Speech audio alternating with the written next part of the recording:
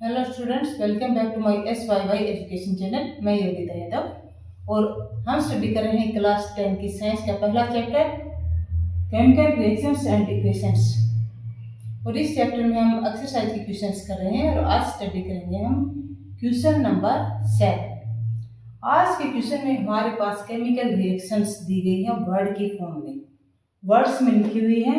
हमें इनको chemical equation में लिखना है और फिर उनको बैलेंस करना है। तो वीडियो को आप ध्यान से देखिए और मैं आज का जो क्वेश्चन है उसको स्टार्ट करूँ उससे पहले आप सभी मेरे चैनल को सब्सक्राइब कर लीजिए, बेल आइकन को ऑन कर लीजिए, क्योंकि अभी हमारी स्टडी जो है कंटिन्यू रहेगी आपके एग्जाम तक। तो चलो स्टार्ट करते हैं हम आज का question number 7। Right the balanced chemical equations for the following reactions. हमारे पास रिएक्शंस दी गई हैं वर्ड्स की फॉर्म में, हमें इसको केमिकल इक्वेशन लिखना है, फिर उसको बैलेंस करना है। केमिकल इक्वेशन यानी कि सिंबल्स की फॉर्म में लिखना है।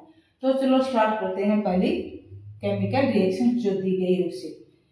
Calcium hydroxide plus carbon dioxide, यानी कि कैल्शियम हाइड्रोक्साइड कार्बन डाइऑक्साइड के साथ रिएक्शन करता है और calcium carbonate and water plus में वाटर, ये प्रोडक्ट बनते हैं। तो इसको पहले तो हम इक्वेशन की फॉर्म में लिखेंगे। कैल्शियम का फार्मूला क्या होता है, कैल्शियम हाइड्रोक्साइड का फार्मूला क्या होता है, कैल्शियम का सिंबल क्या होता है, हाइड्रोक्साइड का सिंबल क्या होता है, ये सब आपको मालूम होना चाहिए, क्योंकि इससे पहले वाले वीडियो में ये सब हम आपको लिखकर बता चुके हैं। तो कैल्शियम का सिंबल क्या है, Ca। और जिनको सिंबल्स याद नहीं है वो मैंने शॉर्ट वीडियो बना रखा है, तो चैनल पे जाएं और शॉर्ट वीडियो देखें कि पीरियोडिक टेबल के जो एलिमेंट्स उनके नाम किस प्रकार से याद करें। कैल्शियम हाइड्रोक्साइड, हाइड्रोक्साइड का सिंबल होता है OH। अब यहाँ पर मैं आपको रोज बताती हूँ कि आपको पता होना चाहिए कि वैलेंसी कितनी है। अब कैल्शियम की वैलेंसी होती है 2 पॉजिटिव और हाइड्रोक्साइड की होती है 1 नेगेटिव, यानी कि हाइड्रोक्साइड एक आयन दे सकता है, कैल्शियम 2 आयन लेगा। अपने जो वाटरमोस्ट सेल है उसका डुप्लेक्स या ऑक्टेट पूरा करने के लिए, उसको स्टेबल करने के लिए। तो यहाँ पर जब हाइड्रोक्साइड आयन जो है वो एक ही दे सकता है, हाइड्रोक्साइड आयन, यहाँ पर हाइड्रोक्साइड आयन जब एक इलेक्ट्रॉन दे सकता है तो कैल्शियम को कितने चाहिए 2, तो इट मीन्स उसे 2 हाइड्रोक्साइड आयंस चाहिए। तो इसके साथ क्या आ गया यहाँ पर 2 आएगा। ठीक है, ये मैंने आपको समझाने के लिए वैलेंसी लिखकर दिखाई थी। तो कैल्शियम हाइड्रोक्साइड का फार्मूला क्या होगा, CaOH ट्वाइस।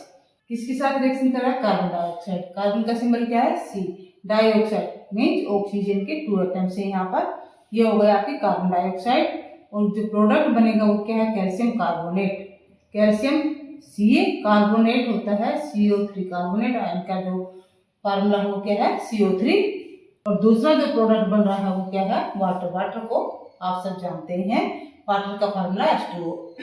अब हम इस रिएक्शन को करते हैं बैलेंस। तो देखिए सबसे पहले सबसे जो बड़ा कंपाउंड है वो लेंगे जिसमें नंबर ऑफ एटम्स ज्यादा है, आयंस ज्यादा है। तो इधर तो यह है कैल्शियम कार्बोनेट और इधर हमारे पास है कैल्शियम हाइड्रोक्साइड। तो यहाँ से स्टार्ट कर देते हैं। इसमें हाइड्रोक्साइड के 2 आयंस हैं। तो देखिए यहाँ पर कैल्शियम 1, इधर भी कैल्शियम 1 जो कि ऑलरेडी बैलेंस है। हाइड्रोजन यहाँ पर कितने हैं 2, यहाँ भी 2 है, ये भी बैलेंस है। अब ऑक्सीजन यहाँ कितने हैं 2, रिएक्टेंट में हाइड्रोक्साइड में 2 ऑक्सीजन है, 2 ऑक्सीजन कार्बन डाइऑक्साइड में है, तो कितने हो गई हैं 4। कितने ऑक्सीजन है यहाँ पर 3 है कार्बोनेट आयन में और एक यहाँ पर 4, यानी कि ऑक्सीजन पूरी तरह से यहाँ पर बैलेंस है। अब कार्बन 1 है और यहाँ भी 1 है, यानी कि ये रिएक्शंस ऑलरेडी पहले से ही बैलेंस है, हमें यहाँ कुछ बैलेंस नहीं करना है। अब चलते हैं हम next reaction, zinc plus silver nitrate. Zinc plus silver nitrate. Silver nitrate product जो बनता है वो बनता है यहाँ पर जिंक नाइट्रेट। जिंक नाइट्रेट ये हमें क्वेश्चन में लिखा हुआ है, दिया गया है जिंक नाइट्रेट। और दूसरा प्रोडक्ट बनता है वो है क्या, सिल्वर। तो अब देखिए इस रिएक्शन में जिंक का formula Zn, silver nitrate AgNO3, Ag silver का सिंबल है और NO3 नाइट्रेट का आयन है। प्रोडक्ट हमारे पास यहाँ पर बन रहा है zinc nitrate, zinc nitrate ZnNO3 twice. Zinc की वैलेंसी 2 होती है, तो यहाँ पर क्या आएगा ZnNO3 ट्वाइस नाइट्रेट की वैलेंसी 1 है, प्लस में सिल्वर। अब इसको बैलेंस कर दीजिए तो सबसे बड़ा कंपाउंड देखने से पता चल रहा है आपके पास यहाँ पर क्या है, जिंक नाइट्रेट है ZnNO3। तो यहाँ से बैलेंस करना स्टार्ट करेंगे। यहाँ पर जिंक 1 है, यहाँ भी जिंक 1 है। नाइट्रेट के 2 आयन से यहाँ पर नाइट्रेट का 1 आयन है, तो नाइट्रेट के आयन्स को हम बैलेंस करेंगे तो यहाँ क्या लगाएंगे 2 कोफिशिएंट लिखेंगे। सिल्वर नाइट्रेट के सामने 2 कोफिशिएंट लिख दिया, तो सिल्वर नाइट्रेट में नाइट्रेट के आयन्स अभी 2 हो गए हैं, प्रोडक्ट में भी 2 है, तो ये बैलेंस हो गया। सिल्वर नाइट्रेट के आगे 2 कोफिशिएंट लिख दिया हमने, तो यहाँ पर नाइट्रेट के आयन्स जो है कितने हो गए हैं 2 हो गए हैं, प्रोडक्ट में भी 2 है, यानी कि ये अभी बैलेंस हो गए हैं। और सिल्वर यहाँ पर 1 एटम है, इधर 2 एटम्स हैं, तो सिल्वर को बैलेंस करने के लिए यहाँ हम 2 लिखेंगे। प्रोडक्ट में भी 2 सिल्वर के एटम्स हो गए हैं। जिंक यहाँ पर 1 था, यहाँ भी 1 ही एटम है, तो अब ये रिएक्शन पूरी तरह से बैलेंस हो गई है। अब नेक्स्ट जो रिएक्शन हमारे सामने है वो लेंगे रिएक्शन नंबर 3 यानी कि सी, एल्यूमिनियम।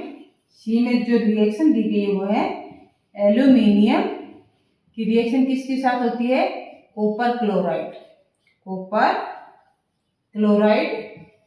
और प्रोडक्ट जो बनता है वो बनता है यहाँ पर एल्यूमिनियम क्लोराइड, एल्यूमिनियम क्लोराइड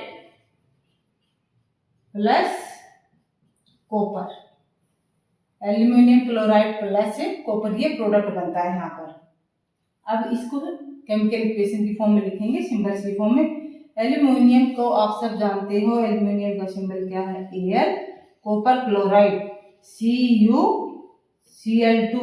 यहाँ पर Cl2 क्यों आया है, क्योंकि कॉपर की वैलेंसी होती है +2 और क्लोराइड आयन की होती है 1, तो कॉपर को 2 इलेक्ट्रॉन्स चाहिए, तो हमें यहाँ पर क्लोराइड के 2 आयन ही चाहिए, इसलिए यहाँ पर आया Cl2। और जो प्रोडक्ट बनेगा वो है एल्यूमिनियम क्लोराइड। एल्यूमिनियम क्लोराइड का फार्मूला होता है AlCl3, और जो प्रोडक्ट बनाया है उसमें क्या है एल्यूमिनियम क्लोराइड प्लस में कॉपर। तो यहाँ पर आप देखिए एल्यूमिनियम क्लोराइड में क्या है फार्मूला AlCl3। अब कॉपर क्लोराइड में Cl2 था, यहाँ पर Cl3 है।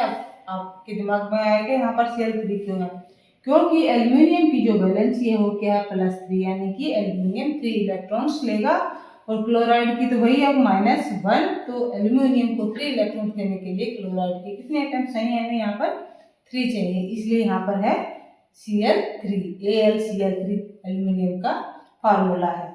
और दूसरा जो प्रोडक्ट है वो यहाँ पर क्या है कॉपर है। अब इसको हम बैलेंस कर देते हैं। ये बैलेंस जो लिखे हैं इनको तो मैंने आपको समझाने के लिए लिखा था, आपकी समझ में आ गया होगा।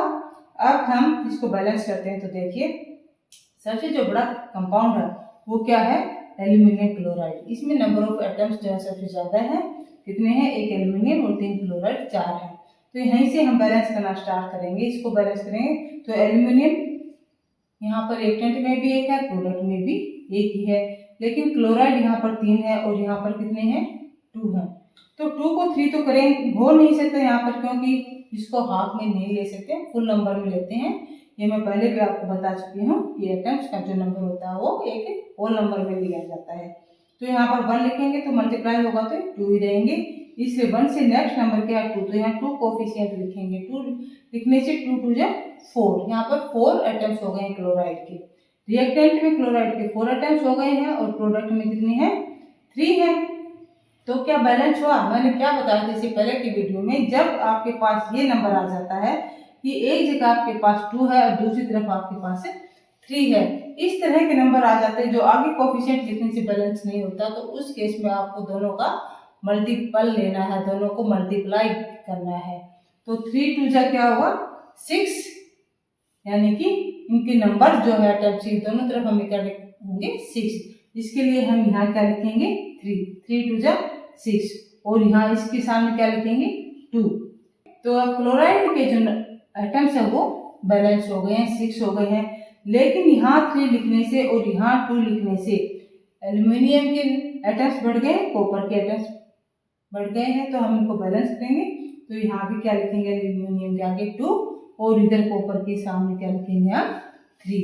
अब ये इक्वेशन जो हमारी पूरी तरह से बैलेंस हो गई है, कॉपर के एटम भी 3 इधर है प्रोडक्ट में भी 3 हो गए हैं और एल्यूमिनियम के भी 2, रिएक्टेंट में और 2, प्रोडक्ट में भी रिएक्शन आपकी बैलेंस है।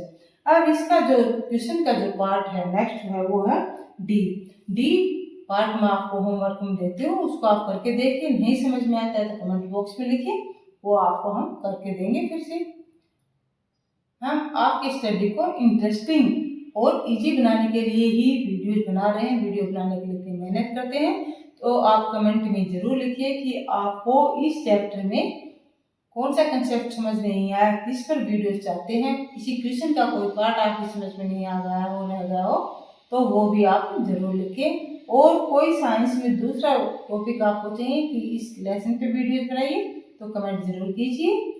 वीडियो को शेयर कीजिए, लाइक कीजिए और चैनल को सब्सक्राइब कीजिए। Thank you for watching the video.